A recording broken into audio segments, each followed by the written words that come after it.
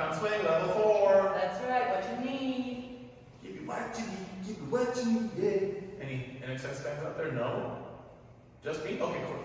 So, we did a bunch of stuff. That's hard to recap. But here's the basic thing. We talked about having what we think is a nice little connection, super chill and relaxed, and then adding a little bit, lifting for leaders, or pushing down. Adding a little bit.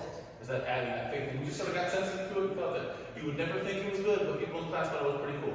Then, the old fake relax. Oh, I'm so relaxed because my hands are down.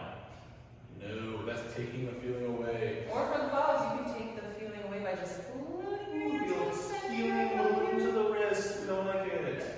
You just want to sit down there. And then we're talking about not moving from the top of your leaders, or not pulling all the time, thinking of moving the middle of you to move your partner. And once we get that going, having a naturalness to it. So, not tipping, but then also not doing this because it's weird. Trying to move sort of naturally, walking backwards, moving myself, and not move your partner. That's a little analog for how things connect in the swing out. Followers, I just really want you to not manage the feeling when we get out and open. I want you to think about the speed at which you're asked to go. So when leaders send you fast, it might feel like more, but think about going fast. Don't think about connecting more. And it's for the leaders to sort of manage that